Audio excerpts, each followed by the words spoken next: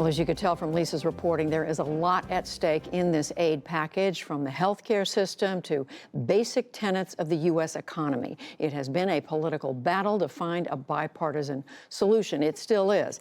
At the center of these talks for Democrats is the Speaker of the House. Her home state of California is among the hardest hit by the coronavirus, and Speaker Nancy Pelosi joins me now. Madam Speaker, thank you very much for talking with us. Judy, hello. Hello. What is your understanding of the holdup still? Well, first, let me just say that we have a challenge in our country that we haven't seen for over 100 years. Tens of thousands of cases, hundreds of people who have died. It's really a challenge to us, and the health issue is preeminent for all of us. I just want to thank our men and women who are healthcare providers, our first responders, and the rest. They are truly our heroines.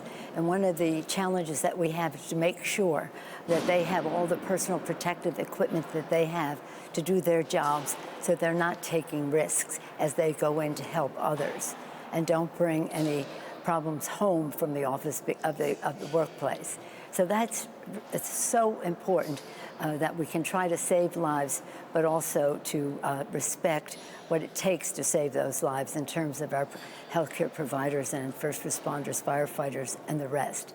That involves an OSHA rule it isn't in this bill, but that's still a challenge that we have, and also just getting the personal protective equipment to them. The health issue is everything. I think the health issue is central to the economic issue. The health and the lives and the livelihood of the American people are at stake, at risk, and are uncertain at this time.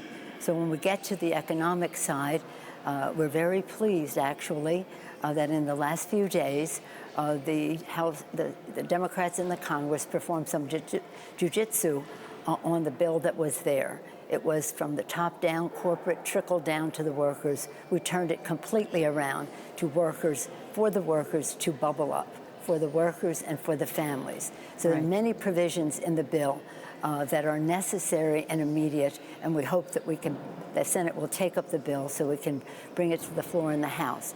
We thought we were on that path until some of the Republican senators objected to the $600 payment that is there in addition to the unemployment insurance. Lisa did an excellent job of describing that to you. And I want to ask you, what their argument is, as you know, is that people will end up receiving more in unemployment benefits in some instances than they would have earned in their salary. And they're saying that's a problem. Well, it isn't a problem. It isn't a problem. They also say that the reason people want unemployment insurance is so they don't have to go to work. Well, that's not true. You don't get unemployment insurance unless you are fired or unless you are furloughed. You can't just quit and say, I'm going on unemployment. But the fact is that there is an imbalance in our country in income and therefore the unemployment benefits. But Lisa described it very well. It's complicated. It's complicated to make it calibrate for every state, so just call it $600 around the country. At a time when the fact is that we are a consumer economy and that we really need people to put money in people's pockets so they can then spend, inject demand into the economy, grow the economy, and that's a good thing. Do you think this is going to get resolved? Are Democrats willing to give? Are both sides willing to give, do you think? Because as you know, people are suffering. They're waiting for this to get done. Well, we have yielded on many points. We certainly would have had a higher direct payment. We would have had more expanded family medical leave. And here we would have had the OSHA rule protecting the healthcare workers. We would have full benefits for everyone who gets tested. Remember, we said free testing, but we want the whole procedure to be there. So we would have pensions in here. There's other things that we want that we'll save for another day because of the urgency of getting this passed today. And so this is a Republican among the Republicans because, as Lisa indicated so ably, that it is House Democrats and Republicans in the White House in agreement that we should have this $600 payment. And by the way, we're talking about $600. This is, people are scared, they're in need, they have additional expenses. I don't need to explain that to you. So assuming it is passed, there's something worked out, how long before the House can get it passed? Because people are waiting.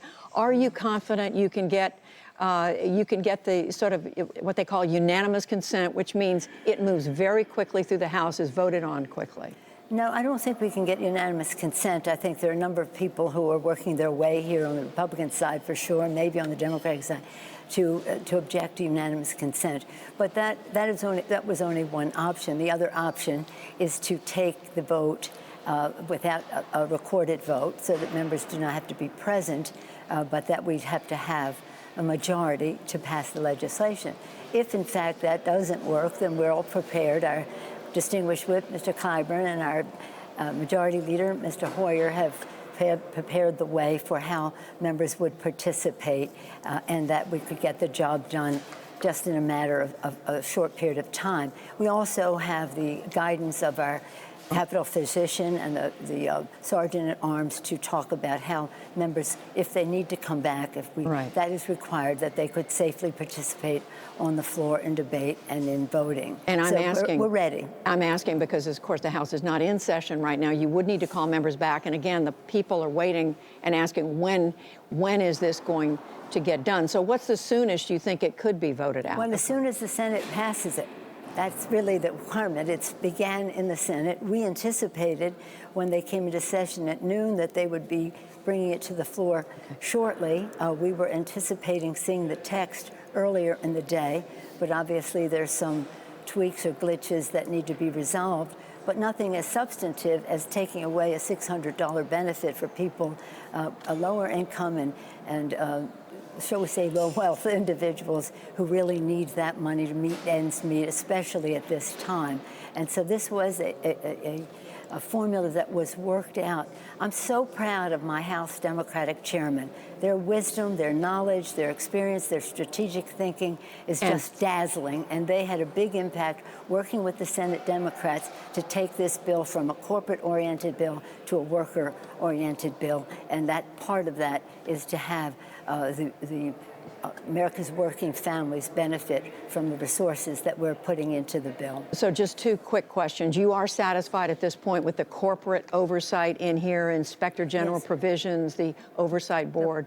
That was in our House bill. As many of the things that are in the Senate bill were in the House bill, and yes, I'm satisfied. I'll be satisfied when it is implemented, but it is good legislation, and I'm proud of I salute Chairman Leader Schumer for his great leadership on this legislation, and the Senate Democrats as well. And speaking for my own House, though, I'm dazzled by my own chairman, and right now all day we've had all day sessions with each chairman explaining what is in the bill and answering questions to the extent that we have that information from the other side. And which reminds me, in a different regard, we're hearing from governors they don't think there's enough money in there for their states. New York Governor Andrew Cuomo has said not enough for New York. Is that something the House could fix? And what about your own state of California? Well, we can't fix it in this bill. We wanted more money. There's $150 billion in state stabilization funds. We wanted more. That's what is in the bill. But this is not going to be the last bill. We began this with two bills that were about emergency funding, legislation to address the emergency, testing and research and so many things. Then this bill is about mitigation for the damage that is being done by the economic challenge this presents, as well as, first and foremost, the health challenge. The next phase will be recovery. But none of these is ended. We'll still be doing emergency and mitigation, but then going into recovery. And we need much more money for our states. And that money goes down to cities and municipalities. So we're calling upon the Fed, to Chairman Powell, to be more generous.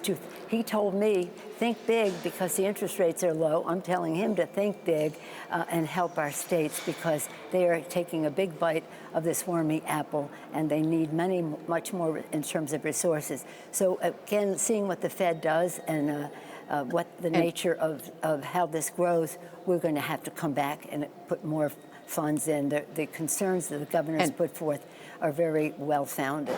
And just finally, so we understand what the process is that you're looking at, there could be, I hear you saying as a last resort, you could do remote voting. No, I didn't say that. I never said that. Okay, well, I don't then think we are you said capable- we're members not- could no, no, weigh in without being present. Is that right? No, what I said, forgive me if I wasn't clear. What I said was we could take a vote, an unrecorded vote. If someone calls for a recorded vote, then we would have a process whereby members could vote by proxy. A large number of our members want to be here, and some who can't can vote by proxy. If in time the decision is made that we should establish remote voting, that has a constitutional challenge, a technological challenge, and a security challenge that our chair of the Rules Committee put forth in a report just the beginning of this week. And that may be at some point where we have to make a decision. But in order to go there, you have to take a vote. You have to be present to take the vote to do that. But you're saying it could be done within a few days. Yes, and it's no use having a conversation about what might happen later. What is in the here and now, and I thank you for asking, is that we are ready. We hope that they would freeze the design, and whatever the difference is on the Republican side, please don't resent our lowest paid workers in America from getting $600 so that they can meet the needs of their families. Spend the money, it's immediate. Spend the money, inject demand into the economy, grow the economy, and at the same time, give people a little more confidence and less stress as they deal with the important health issue, health challenge that this is. We pray for those who have lost their loved ones and those whose families are affected by all of this. We pray and thank God for our healthcare workers, our first responders, our firefighters and police officers and emergency services people. They are our heroes in all of this, and we're grateful to them. No question about it. Speaker Nancy Pelosi, we thank you very much. Thank you, Judy. My pleasure.